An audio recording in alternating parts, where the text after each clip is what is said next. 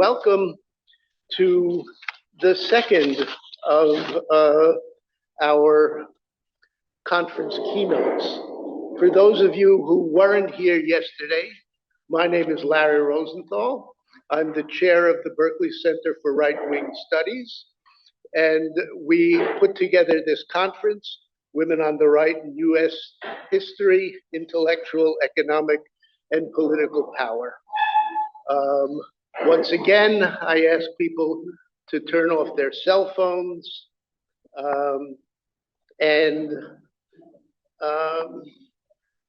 I want to say that the papers being delivered today, we are hopeful will be put together in a journal.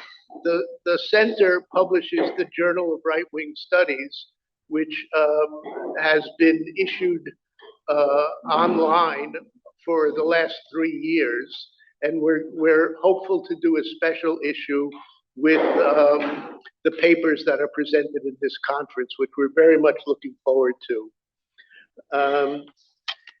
I want to thank some people for their work in putting this together. There was a committee that met online, on Zoom, and put together the categories and solicited the papers and so forth. And the people who were involved in that, there was myself, there was Victoria Phillips, there was one of her students called Chloe Mayo, who could not be here, and Kelly Jones participated in that. I would also like a particular shout out to Deborah Lessing Friedman, who, I'm sorry, I think I confused the names there, but whose hard work in putting this committee, putting this conference together, we who met and talked about the categories and so forth, we depended entirely on Deborah's immensely hard work of organizing not only the location and the catering and all the other myriad things she did. Intellectually, she put together the tools that made it possible for us to put together this conference. So I want a special shout out to Deborah. Thank you, Deborah.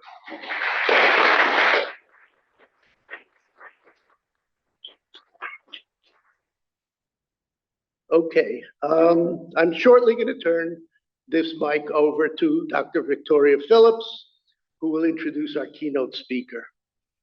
As I mentioned yesterday and just before, Dr. Phillips had the idea for this conference and was instrumental in bringing it to fruition. We all worked together on that, and her inspiration for it never flagged, let us say. She pointed out how much we have yet to understand about the role of conservative women, contemporaneously and in the course of American history. We hope to some extent this conference fills that gap, and I repeat some of the issues, some of the papers from this conference we hope will be issued in the form of the Journal of Right-Wing Studies, and I look forward to that. Okay, today's keynote will focus on some of the neglected actors in American history who we are alluding to. So, thank you for your leadership, Victoria Phillips, and I turn things over to you. Thank you so much to Larry, and I just want to reiterate all the thank yous that Larry, that you gave out, and thank you to all of you over here. I also have a really important thank you from the bottom of my heart, which is to someone who is no longer here with us, Professor Alan Brinkley, who was not exactly a dissertation advisor, but he was always there for me at Columbia University. And I TA'd for him. Wonderful opportunity to spend a lot of time watching and learning how he thought, how he taught, how he constructed a syllabus. And one of the classes that I TA'd for him was the inspiration for this, which was the conservative movement in the United States, 1945 to the present. And this was a course that he designed about 2010. And I thought that's really interesting. And I wanted to be a TA, so I became the TA. And this course attracted at Columbia University the most pre-MAGA men I have ever seen in my life. And I was like, okay, this is interesting. And the discussions were fascinating because you think, oh, okay, that's an idea. And I said to Alan in his office hours, I said, Alan, I said, did you make up this class? Why are you teaching this? He said, when I don't understand something, I write a syllabus. And that has guided my entire academic career. If I don't understand something, write a syllabus. Every single person that we read on his syllabus was a man. And I thought that's just the way it is. That is conservative thought.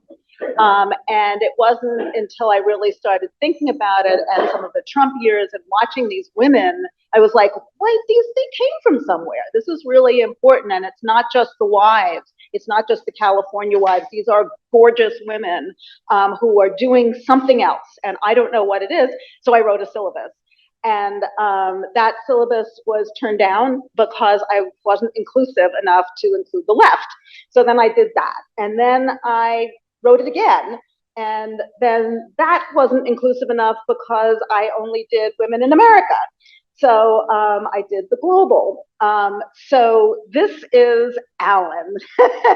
This is all thanks to Alan, because we can say, what is the history of American conservatism from the start of the nation through the present?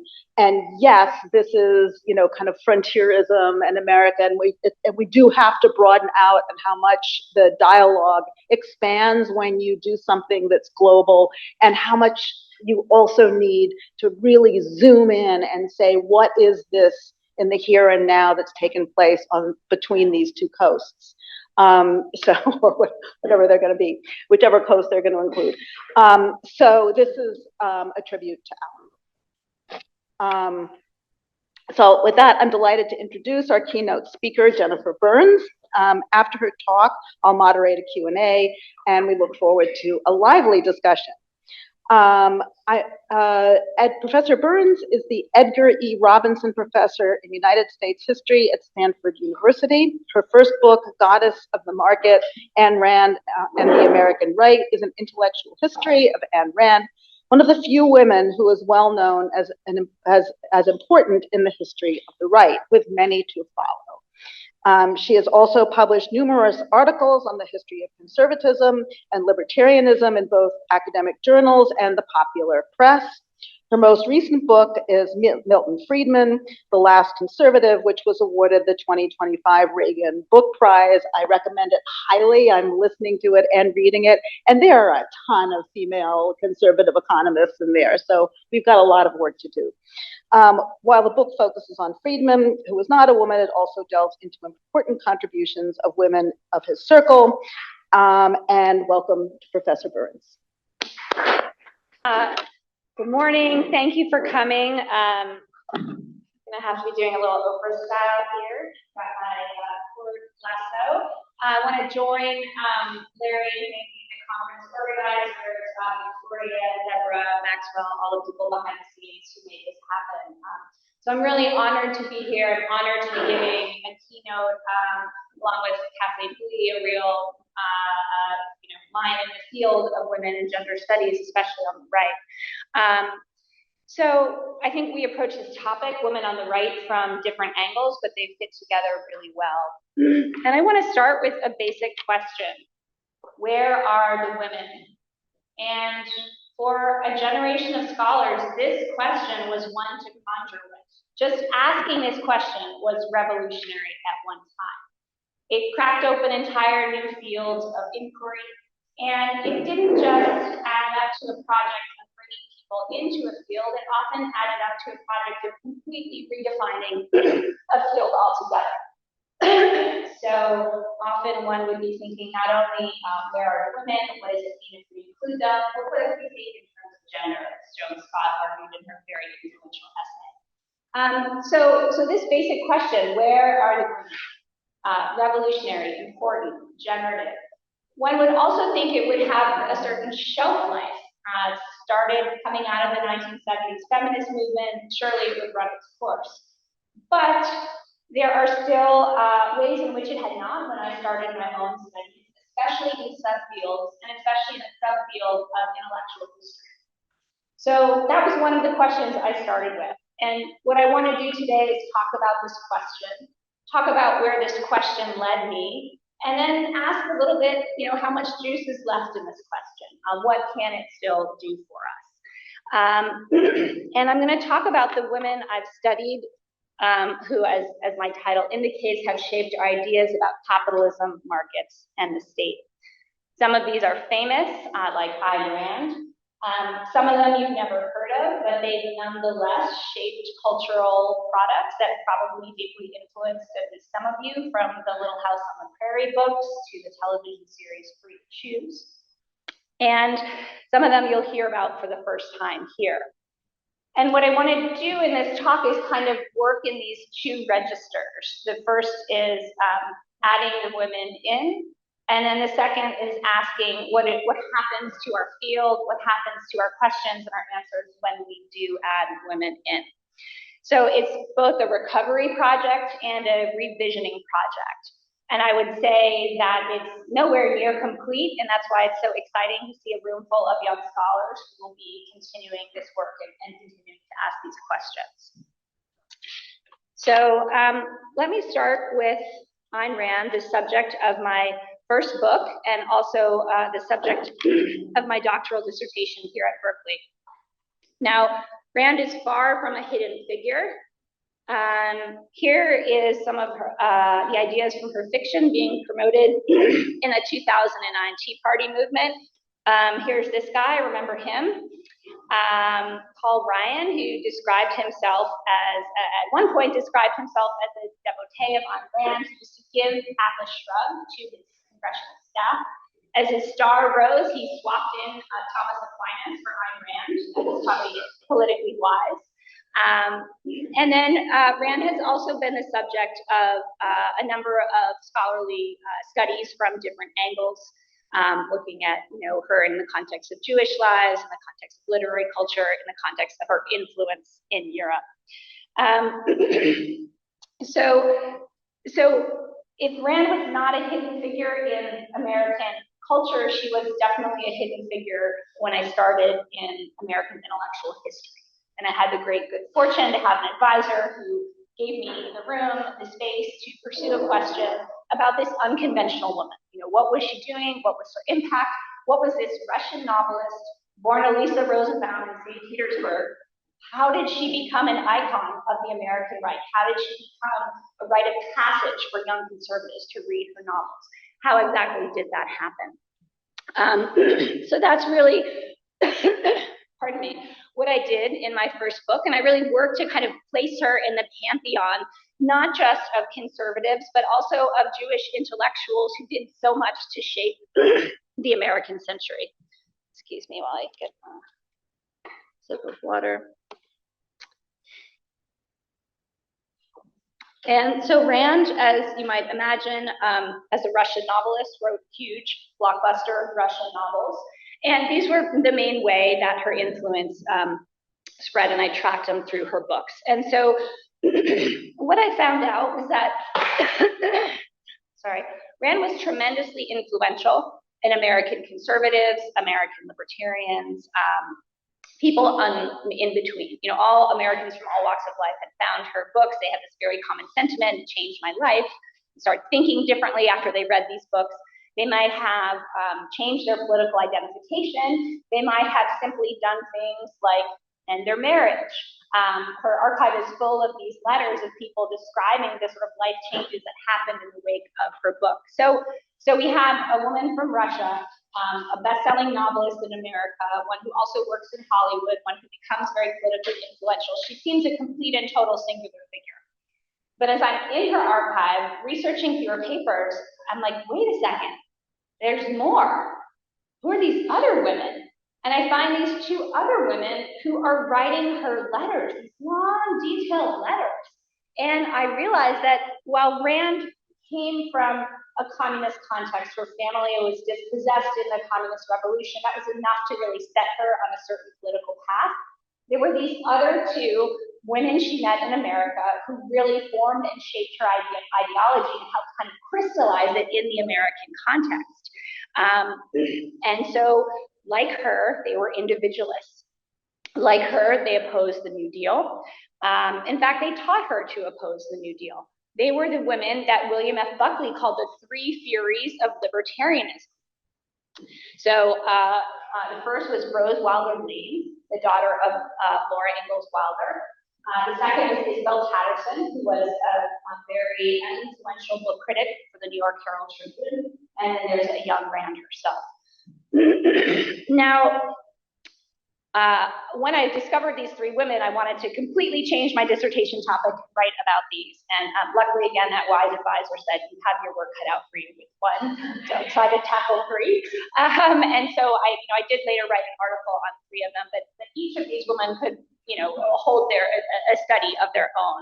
And so what was their role? Rand is the only breakout success of these, although they had success in their time. They're not names we remember today, unless you're in this room. Probably some of you have heard of them before.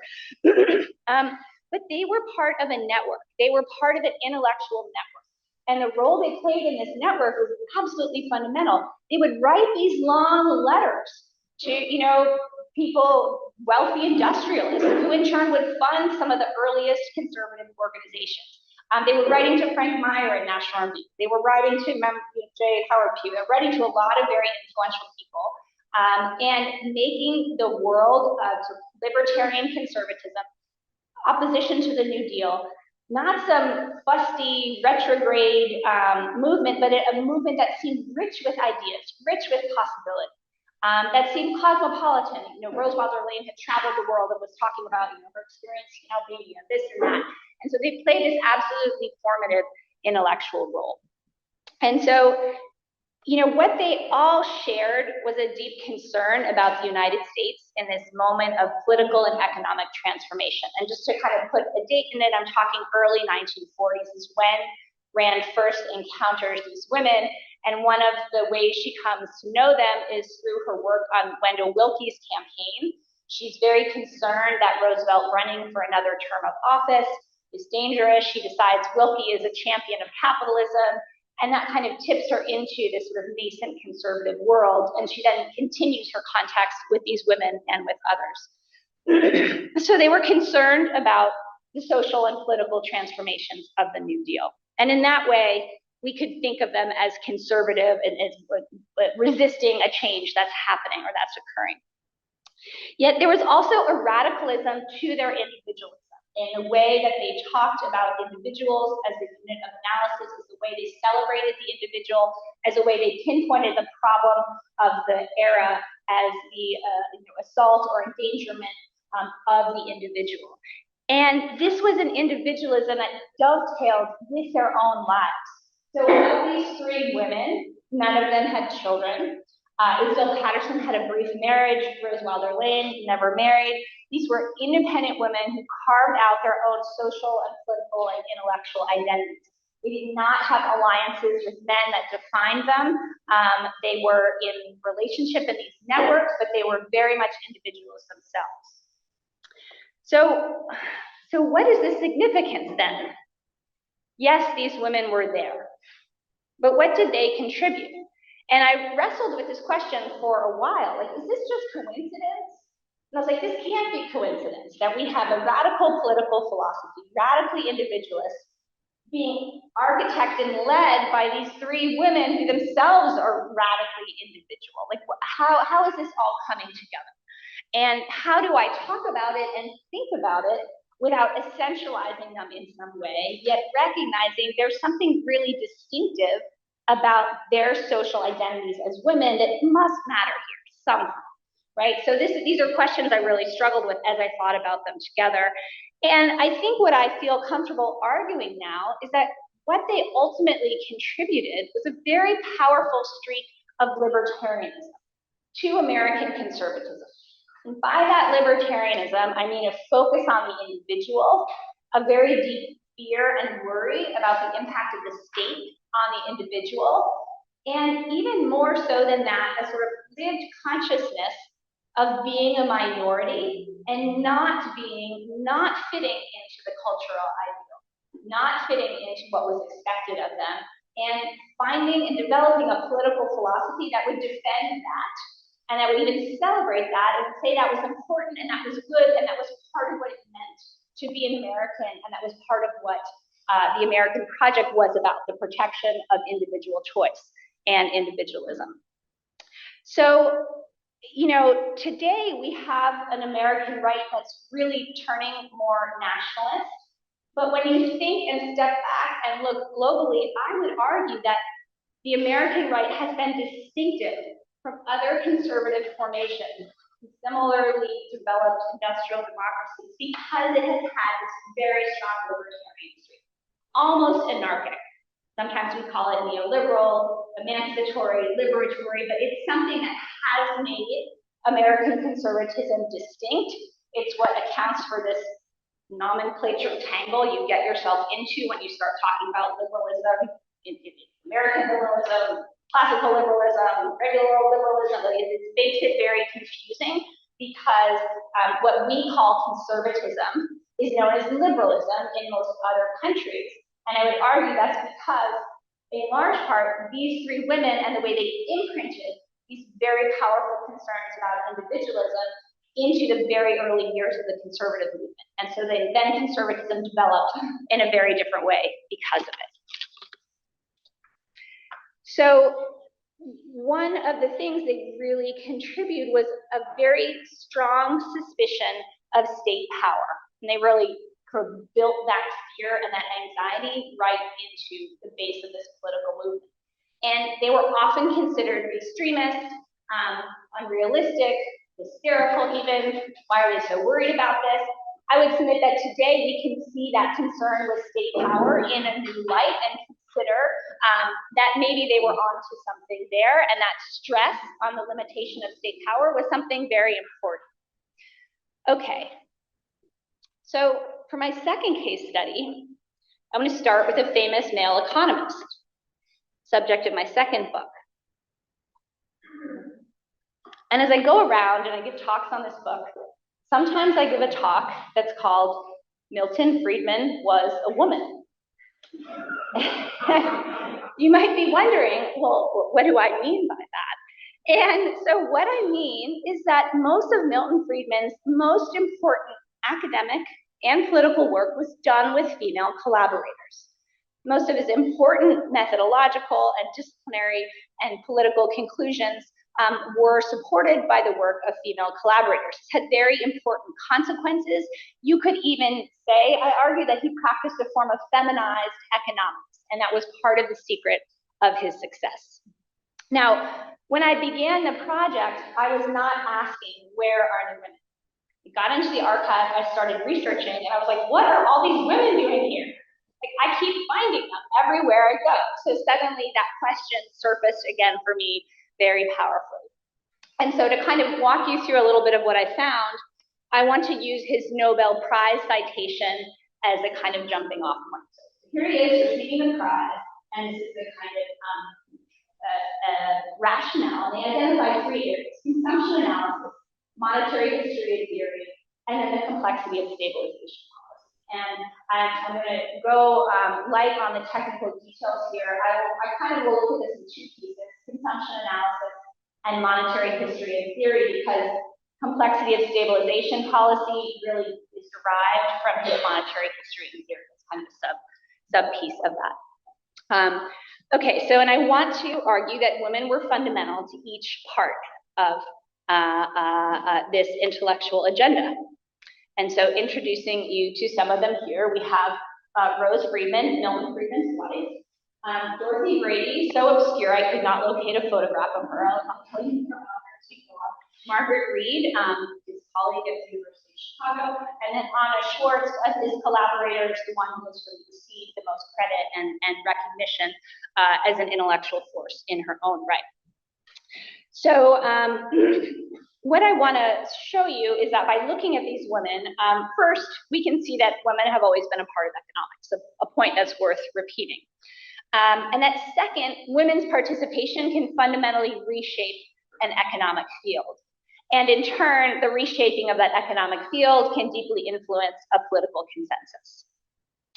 Okay, so there have always been women in economics. Here are just a few of the women in the 19th century who really popularized ideas of what was then called political economy, brought it to a broad audience. In the United States, though, women economists were confined to a very specific role.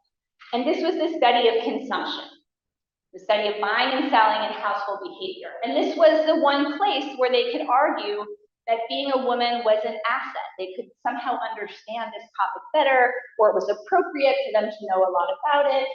So throughout the history of progressivism, particularly, women found roles in nonprofit organizations and government organizations that thought about consumption. And so they even held a few faculty positions. When I looked over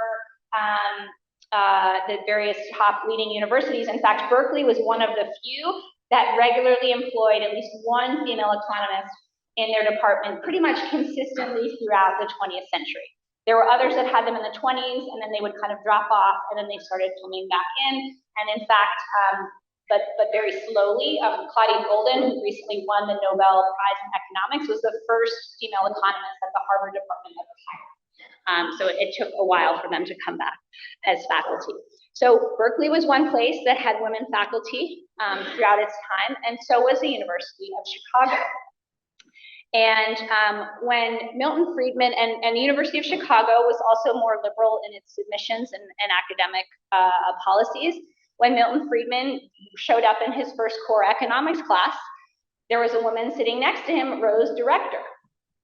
Well, he was the lucky guy who got to sit next to her. He didn't waste this opportunity, and eventually he was able to marry her. Here they are doing the cherry tree, the ritualistic cherry tree photograph in Washington, D.C. So there was another woman in the Chicago economics department, Hazel Kirk, and she was between economics and home economics.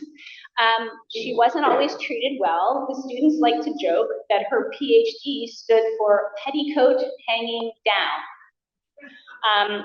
So let me go back to the Nobel citation, though. Achievements in the field of consumption analysis. And that's really code for a book that Milton Friedman wrote in 1957, A Theory of the Consumption Function. Is this looking familiar to anybody who's reading the slide? A Theory of Consumption. And so in fact, his book is really a hat tip to Hazel Kirk and her approach to economics, which she really imbibed as a graduate student. And the reason I researched all the other faculty members in relative departments is because I wanted to document that he was one of the few economists, male economists of his generation who would have had a woman in a position of intellectual authority. It wasn't going to happen at Harvard. It wasn't going to happen at Hopkins. It wasn't going to happen really anywhere else. I think that had some very important ramifications going forward. Okay, so A Theory of the Consumption Function, Friedman's version in 57, is hailed as this phenomenal study. Even the economists who deeply dislike Friedman, like James Tobin, say, quote, the kinds of phenomena that will have to be investigated in any future study have been changed as a result of this work. So this is the field-changing, field-defining work. Where did it come from? Well, I've mentioned the hat tip to Kirk.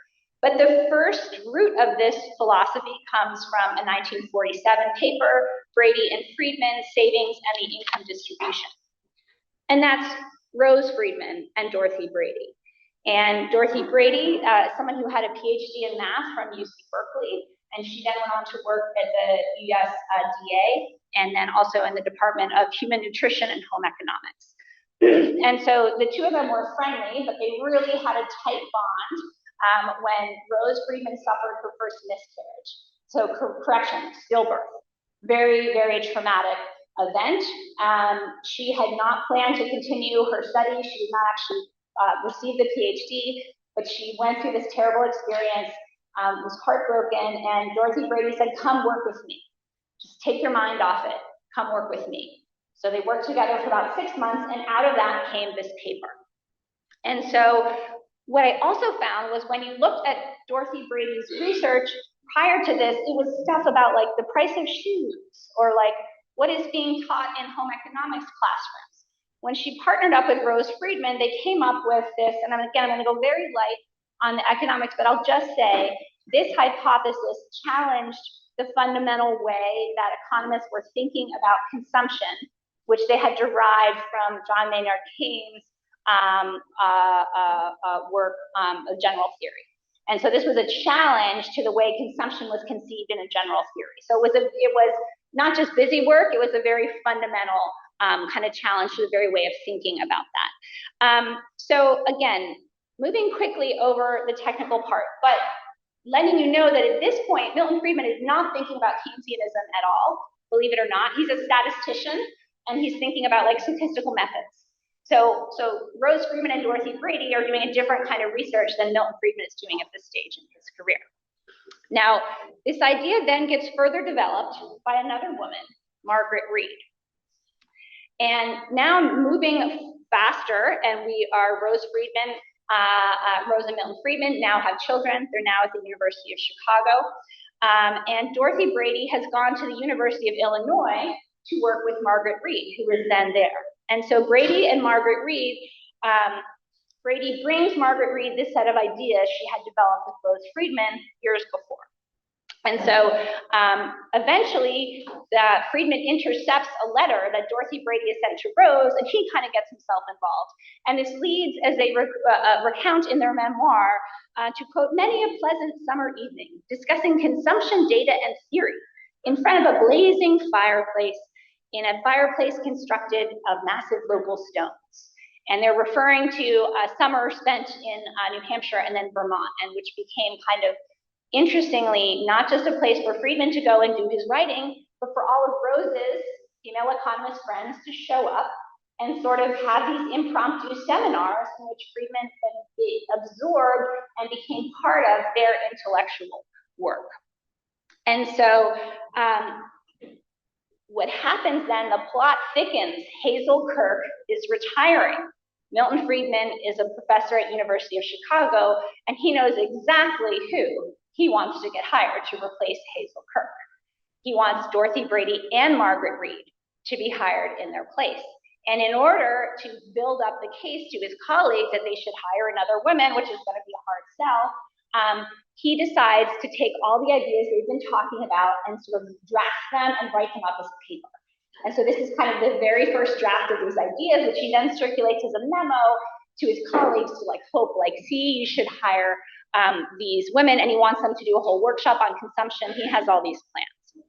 So what happens, and again, I'm moving quickly, those of you interested, I've got a great book about all of this, is that Margaret Reed does get hired. She gets hired in 1952. She's not given a workshop like every other male faculty member. So she's sort of sidelined, but she does have a tenured position. She's able to bring Dorothy Brady on briefly in a temporary position, and they keep working on this paper. And as I kind of examine the correspondence and the letters, there's a bit of a slippage. It's our work, our paper. So I've just highlighted a few, our tentative hypotheses, the consumption hypothesis we have so far been arrived at. And then we get to publication. It's now your manuscript. This is the editors writing to Milton Friedman. And then they have this idea, why don't we hire Rose to check the footnotes? So Rose has gone from the core intellectual work of generating this hypothesis to let's hire her to do the clerical cleanup before we actually publish it.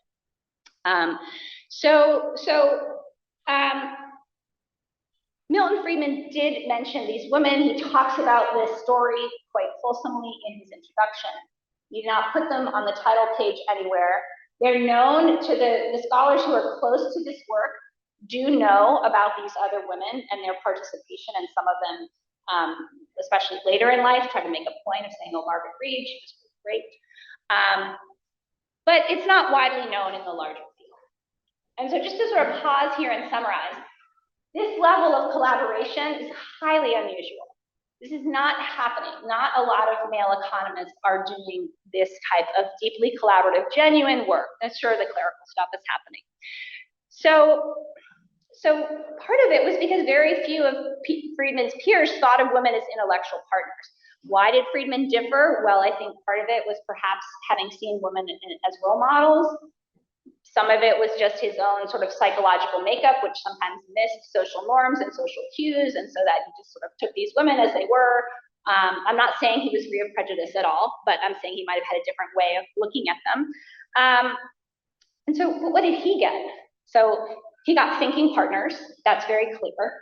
He also got a connection to a different kind of economics. Consumption economics was a women's world. It was only women who did it. And it gave him a completely different perspective that was orthogonal to the way the field of economics was developing. Economics was going to formalism, modeling, math, very macho. I've got more math than you. My model's more complicated. And meanwhile, Friedman stayed with this older tradition of empirical research, digging into how people were actually making decisions, dealing with massive quantities of data derived from observation. And what he basically did with these consumption publications was force the field to take seriously women as economists and the questions women economists had been asking for generations.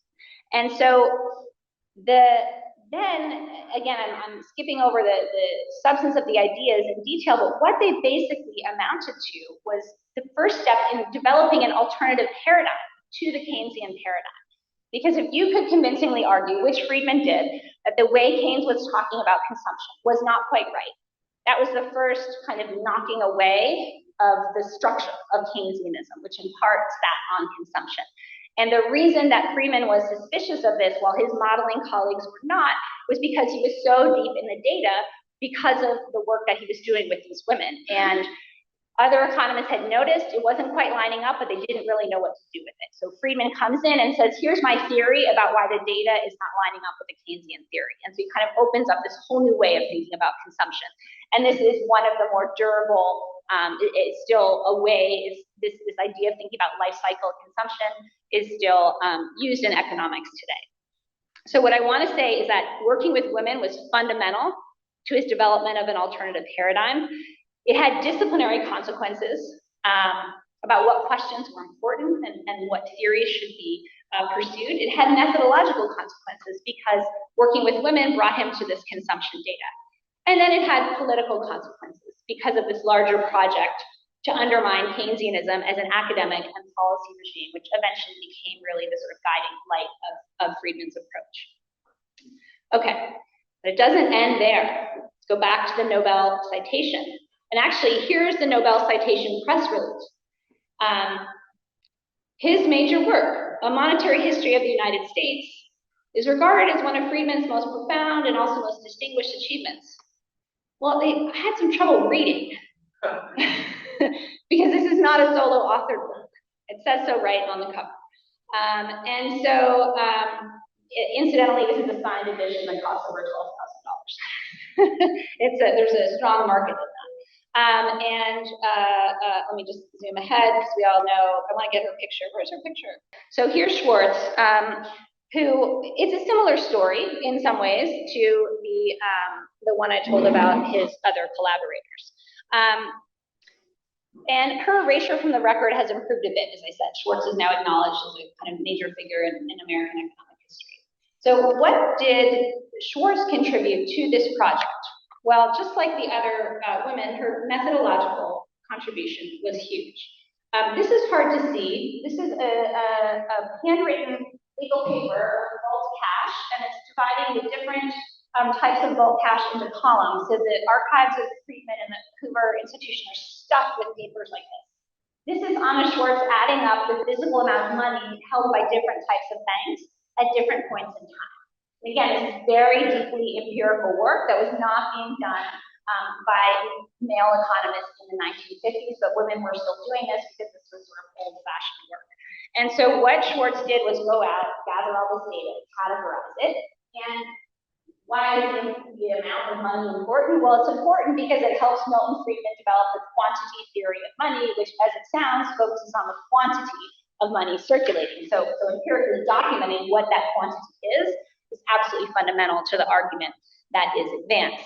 And so I know from their correspondence, Schwartz gathered the data, she parsed it, and then they argued over what it meant. They were working, she was in New York, he was in Chicago.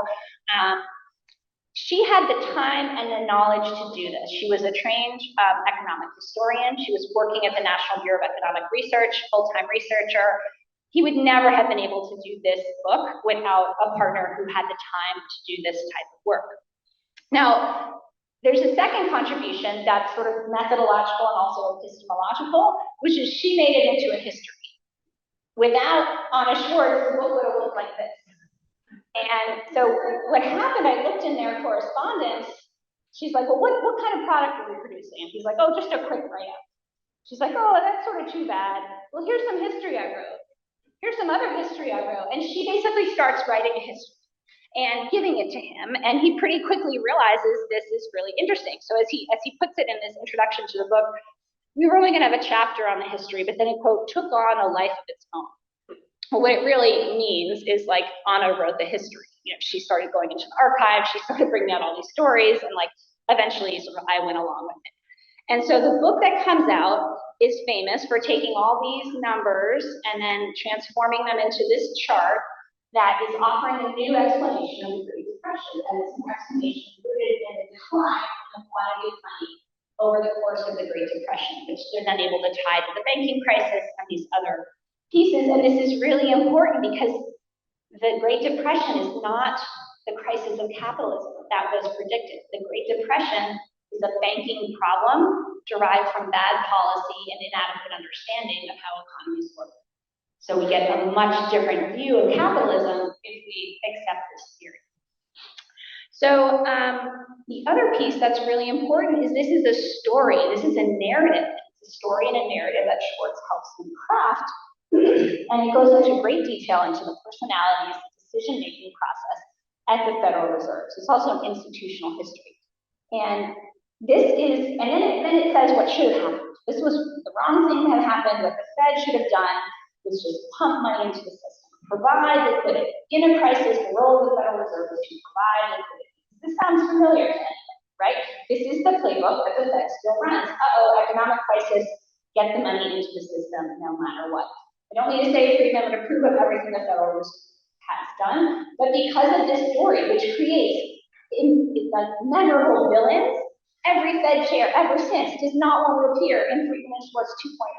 They want to do the right thing. They don't want to be the ones who stand by the sidelines and cause the biggest economic crash in U.S. history. So, you know, there is a way that we can understand them not only helping understand this, but to the extent that we have not suffered another Great Depression, to the extent that the Federal Reserve has taken a more active role in managing economic crisis, I think we can give them some credit for that. Because this book, while again, there's lines of research that have developed out of it, and arguments, and this and that and the other, it's still a very foundational policy document and foundational to the way many monetary economists and policymakers think about the economy. Okay, so eventually Schwartz does get her due. She's around, people figure out how smart she is, other economists start working with her. She benefits from the feminist movement. She gets something like 7 honorary degrees by the time of her death. So she really gets the kind of recognition that eluded the other women that I've talked about thus far. So what I guess I want to say is that asking where are the women has these really fundamental consequences. You know, the books I've talked about are really important, and they led to concrete shifts in economic thinking. They led to real world policy changes around the role of the Fed and inflation. And if you took away these women, you wouldn't have any of these books. You would have a much diminished economist. You wouldn't have Milton Friedman. Any of the story of 20th century economics and politics would be much different. So, okay. So then what does asking where are the women get you when it comes to the right, when it comes to American conservatism? So I would say first, you see another story about the origin of the American right. And it's not a story about religiously conservative women. It's a story in which libertarianism or neoliberalism is front and center. And so I think if you look at that, you get a fuller understanding of the origins of American conservatism. You can see more accurately both where it came from and what it represents. You can see more clearly what Gary Gerstle has called, quote, the promise of emancipation and individuality, or the, quote, emancipatory language of classical liberalism that figures like Ronald Reagan used. And here, I really think there is more work to be done. I'm mindful of Foucault's casting of Gary Becker as sort of the ultimate neoliberal. Well, what do we know about Gary Becker? He's at the University of Chicago, reading all this consumption stuff and talking about things like the market for household labor and how to price household labor. The origins of Freakonomics sounds like you think about an economics imperialism. Well, guess who's been trying to price household labor since the 1920s? Female economists who were wondering, how do you calculate the value of all the unpaid work that women do? So I think there's like a through line here that you could draw that would be really interesting. Secondly, I think all of this points to the distinctiveness of the American right, that historically it had more concern with individual liberty and state coercion, and that libertarianism is the really fundamental part of its synthesis. If we take two of the key figures of American conservatism in the 20th century to be Ayn Rand and Milton Friedman, maybe we even want to say, well, what makes American conservatism distinctive is the presence of women as architects of its core ideas. Which brings me to pose this question anew. Today, where are the women? I can think of a few. As I was preparing this talk, I thought of Erica Kirk. I thought of Giorgia Meloni. She's not American. And I thought, well, they're both really within these religious frameworks, and they're really, supporting and acting out a very traditional conception of femininity. But where are the radical thinkers? Where are the ones with a cult following? Or where are the thinkers in general? As I sometimes say, Ayn Rand was like online before there was an online world, in that she created this very intense intellectual culture around her and her ideas. But today, that equivalent of that world online is deeply male. In its participants, in its ideas. And so if the three Furies held on to a thread of liberalism, if they understood in a different way the problem of social coercion because of their lived experience, has this now been forgotten? Have their latter-day equivalents enjoyed the freedom to climb the ladder at tech firms, academia, law firms, without having to focus on these broader social questions? Is this part of why we have such a heavily male nationalist right? Further, is it possible that we will someday consider the history I've described an aberrant moment when women could participate in the public sphere as intellectuals, as women without religious grounding or reference points, when really anyone could? I don't know the answers, but I think this question, where are the women, remains one worth asking. Thank you so much. Matthew Spector, thank you for the talk. I just want to go back to the three Furies and ask about their radical individualism. I was wondering, did the three Furies consider themselves feminists, and did they reject other feminisms that they saw as more collectivist? Yeah, that's a great question. So most of their time as writers and thinkers was in what we would call the sort of the feminist doldrums, and that there wasn't a super organized, politically visible movement. And so they didn't really think of themselves in terms of women, because that was a social category that they hadn't opted into as sort of like individualists themselves. So in other words, and we can see this more clearly with Rand, because she did live into the time of feminism, and she, interestingly, was a huge anti-feminist / misogynist. Again, there's a whole other set of books that can be written about that. And I tended to interpret that it's a strong theme in her fiction. She alienated many of her followers when one of them wrote and said, like, what about a woman president? And she said something like, a woman should never be president because any woman who would want to be president would be like psychologically damaged because the true role of women is to look up to men and a woman president wouldn't be able to look up to a man. So it's like, wow, and this is from somebody who's like a formidable force who takes no guff from anybody in her actual life. So I tend to view that as like a weird psychological projection. Maybe our specialist in Freudianism has a thought here. But that's her. I don't know what the others would have said, except they hated collectives of anything. They lived by themselves, and they fought with each other, and they all stopped being friends because they were like so quarrelsome. So, yeah. Thank you. How could a woman be an individualist and not a feminist? By thinking that your individual characteristics are distinct from your social location or your biological identity, and that what you choose is what makes you count. I mean, we see this a little bit with Rand and Jewishness. You know, felt like she didn't choose to be Jewish, so it wasn't really constitutive of her, although she was very vigilant about anti-Semitism when she talked with it. So the idea of individualism is almost, I don't know, this idea of transhumanism came up in another panel, almost like an essence that's separate from your biological or socially given container, right? So there's a, yeah. Other questions? I'm just going to add one thing. Yeah. To your Martha Graham and Georgia O'Keeffe were also on that. I'm not a feminist because I'm an individual track, as was Eleanor Dulles. So it was really common in the time. And it was distinctly because I don't need a group to get it. Yeah, do it yourself. Thank you very much. Felt like I learned up speaking. I'm curious about, is there a line dividing the individualism of the people you're talking about, curious, etc., and the objectivism of Ayn Rand? In other words, it seems a lot more extreme, the objectivism. And to what extent did they coincide? I was struck by the fact that you pointed out there were no children. Objectivism talks about altruism as a false emotion, which is only possible if you have no children. So I'm wondering, is there a line of any kind between the individualism that you're describing here and its effect on those freedom and the cult, as it were, of objectivism?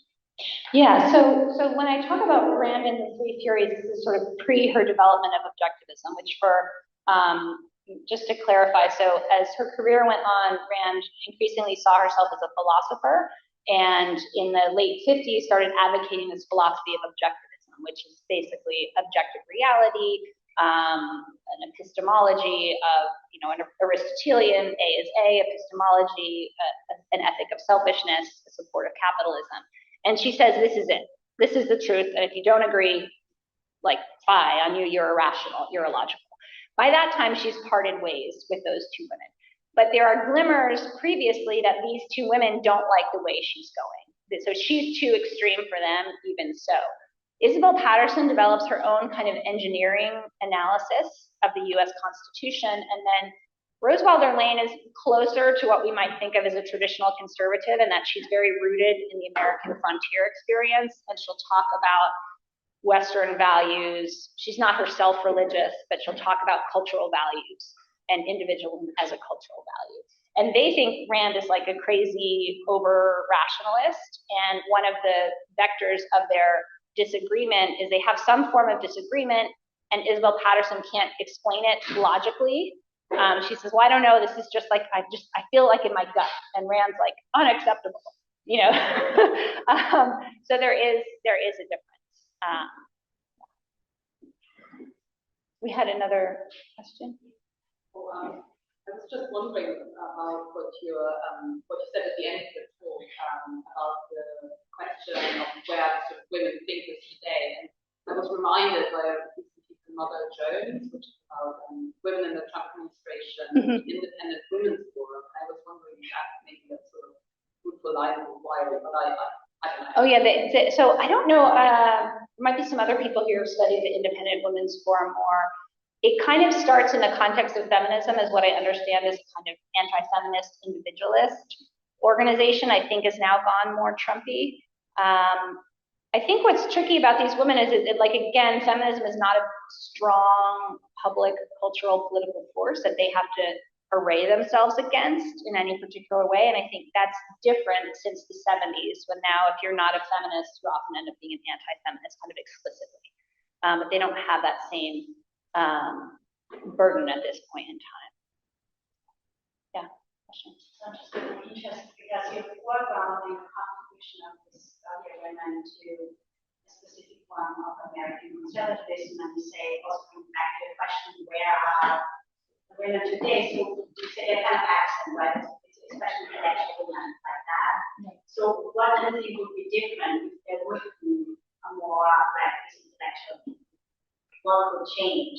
Do you think would that be a good thing? So that's what I want to get at, because there's like this kind of really masculine far right tendencies. I'm just wondering, because I'm just a little bit confused about, do you think, because of the way you program all this work, are you critical of these women, what they contributed, or because you're saying, oh, they should be more like that now? So I'm just,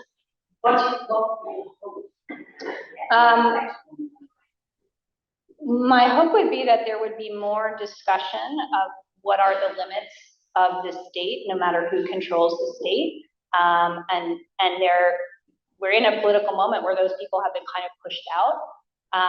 And they're also not present in ideological movements either. And so, I mean, I felt this way with, who knows what Ayn Rand would have said during the rise of the Patriot Act.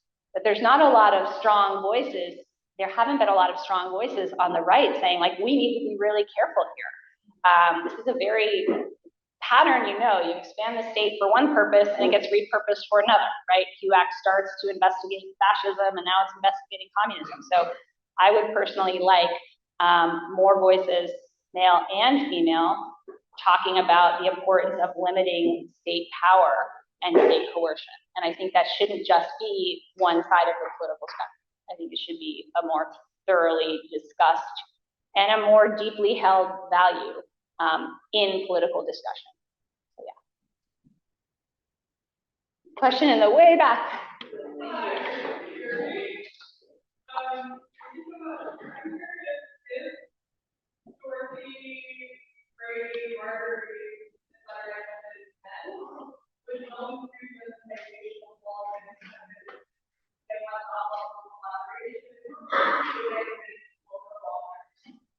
Yeah, so I think the second part, would they have been equal co-authors? Was there a first part about how that might have influenced things? Yeah, basically, if they were men, what would this have looked like? Well, first of all, they never would have done this type of work because they would never have been hired into the government bureaucracies in which they crunched the data. That was just, those were pretty much female-dominated spaces. And what happened after World War II is men with any sort of economic training got hired in the expanding university sphere. And without PhDs, they got hired very quickly, and they kind of got trafficked up into, they had career opportunity. If they were men, would Milton Friedman have given them credit? I think he would have had to. I think what he would have, so he did have many male colleagues. They tended to kind of each take a piece of the puzzle. Like, so George Stigler was a close friend of his. He shared many of his political ideas, but Stigler was an economic historian. So he was doing kind of history of thought, something very different. And then he had Aaron Director, who was doing legal stuff and kind of had his own set of interests in legal scholarship. So, but I just think that the immersion in empirical data that these women consistently, they sort of held it through like a period when the rest of the field had abandoned that. I think that's very significant. And I think they only held on to that tradition because they were low status. And that was considered low status, outdated style of research and style of investigation. And so I think there was an overcorrection. The field moved too far away from that. And so when Friedman like re-injected it into the field, it was like, oh, this is so fruitful and generative. But I think only a male economist could have re-injected it in the field in a way that others would have acknowledged or paid attention to.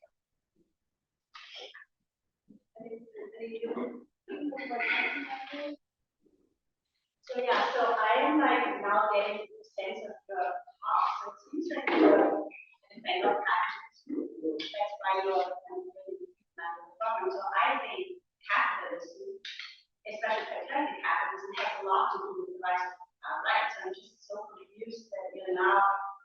You're at a university and somebody speaking is not a socialist or a communist or on the left. Yes, it's happening. I'm scared that you're at a conference like that because capitalism, the kind of capitalism has a lot to do with the lack of critical capitalism that the far right can basically give. So I'm literally shocked. Okay. I have to say. Yeah, I don't know if we want to really get into it, but I'm not afraid to say that I think liberal capitalist democracy has been a good system. Of course, there are problems with it. Yeah, I think we should be comfortable having ideological diversity in an academic conference. So I'm glad that we do have it. Question? Yeah, Whitney.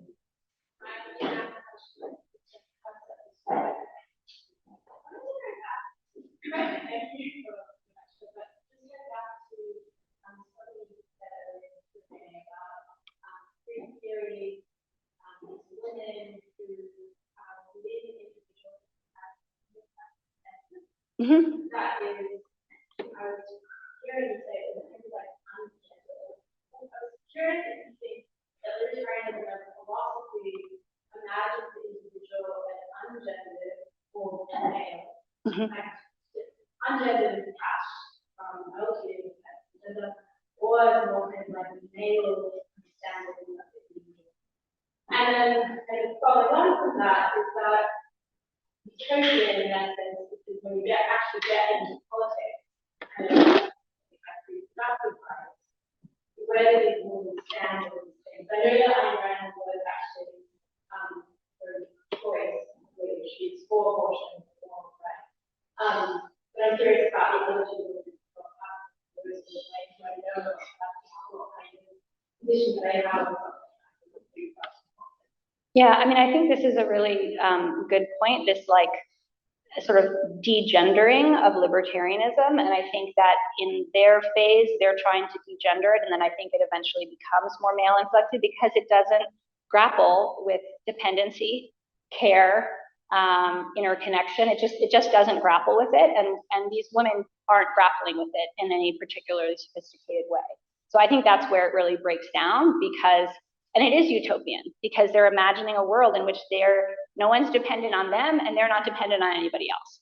But I actually think that utopianism is part of its power because dependency can be really hard and you can wish that you were totally autonomous. So I tend to think of it in terms of the autonomous individual as an American dream, an American ideal that these women sort of figure and rejuvenate in a way. Now, Rand, she is pro-choice, and she does sort of interact with that, and she like thinks Ronald Reagan is terrible because of his position on abortion. So again, she's holding up this ideal of autonomy quite consistently. But I think that would be a really interesting question, like how this idea of an autonomous self has been valorized by libertarianism, but then we could also see it around us today, in ideas of how you can transcend your personhood, right? You can transcend your humanness. We're all going to upload our brains to a computer and live forever. The AI is going to do everything, right? There's constant desire to transcend your like fleshy human body, right? That can take many different political forms. Not so much a question, but a bit of a comment. I'm happy to see the descendant or right-wing feminist. I consider myself a progressive independent, often their Pennsylvania.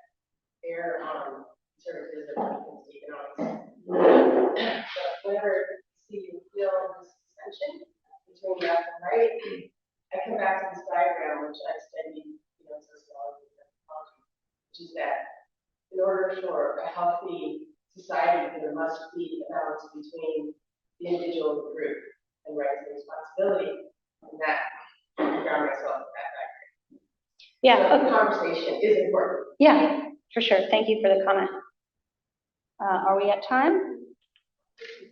So, anybody else? In the far back, yeah. Thank you so much.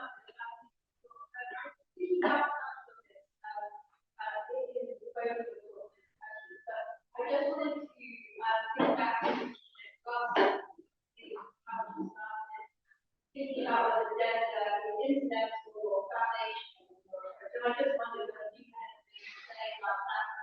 How you think about gender, about what's happened to these things, and how it can be different. So yeah, just a kind of question.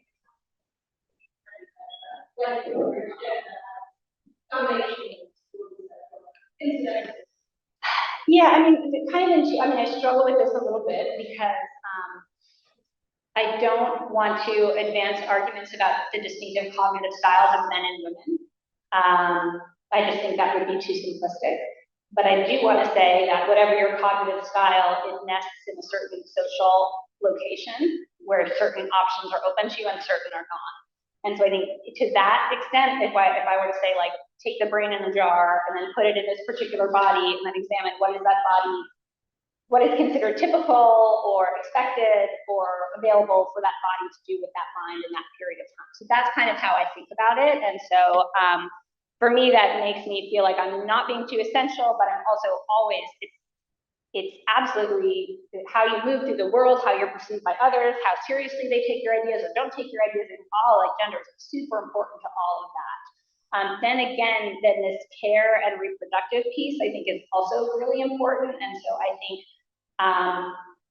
as the vast majority of women experience physical reproduction and physical care for young, dependent, new human beings, I think that can change your thinking. But unfortunately, that very process of taking care of human beings, like, takes you into another realm where you often don't have time to say things that other people pay attention to, right?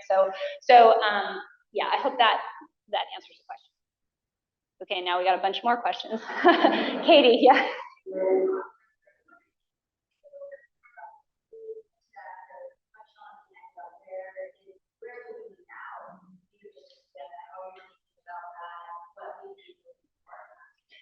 Yeah, so I was thinking about, like, am I missing somebody here? And so I thought actually maybe what's her name? Senai Takaichi, the Japanese prime minister, maybe she was an example. Like, she, I think, is navigating a very conservative gendered society very deliberately, but without kind of claiming, at least to the extent that I know, that she brings anything particular to the job as a woman. She's kind of more of a technocrat. So that's a counterexample that I see. But the other women I see are really leaning into this kind of essential feminine identity to give them sort of power in the public sphere or in the public realm. And, this is to your mom influencers and all of this. That's a much more typical strategy, to be honest. And so I think some of this, what I'm describing, I think is like a blip or an unusual piece of it. Like, I think that, because I don't think, like, pure individualism actually maps to the world very well.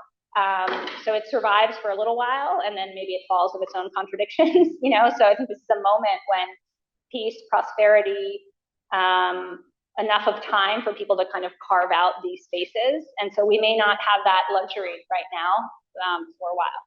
Yeah, follow up.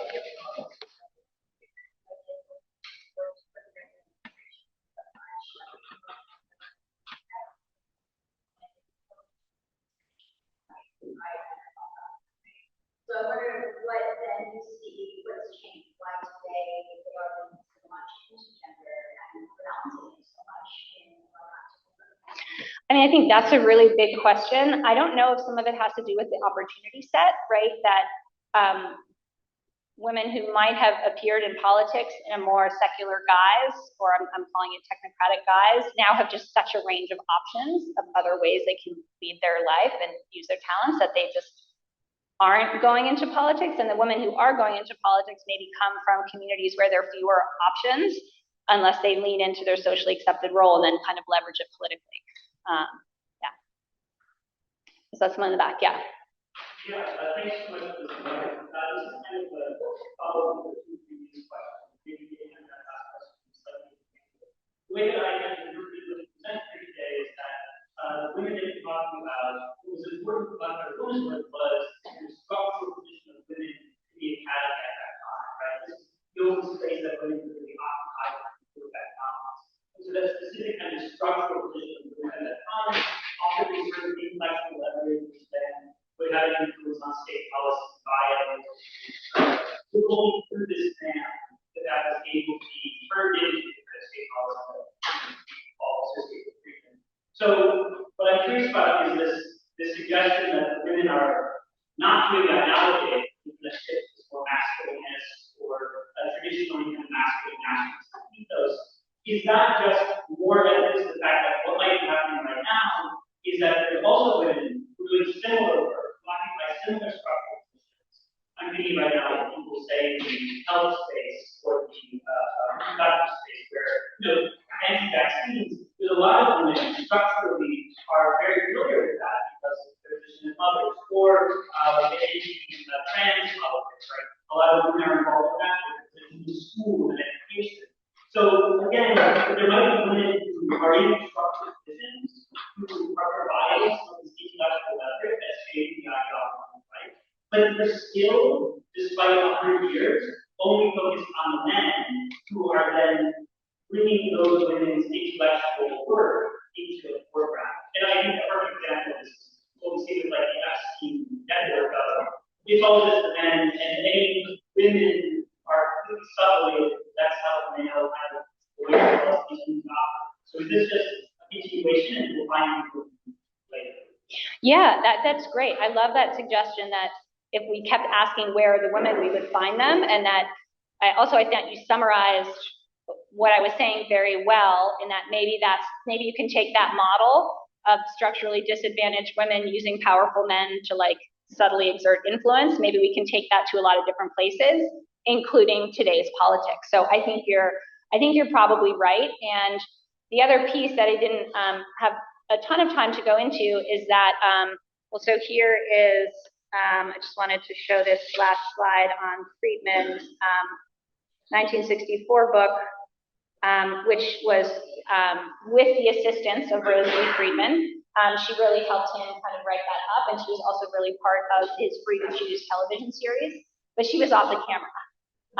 And then if you look at Rose Wilder Lane, she played a really big role in these Little House on the Prairie books, but she was never listed as an author. They were published under her mother's name. And so I think asking where are the women, I think this is why archival research is really essential, because it's when you get into the archive, you can often get the backstage story, what's actually really happening. And I do think we don't ask the question enough because we just see all these men and we're like, oh, like that's the story. So I guess that's my takeaway to leave you with, to asking that question, and I'm sure we'll find lots of them. They're always there.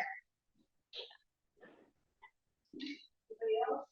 I think it's a wonderful place to end. And thank you so much.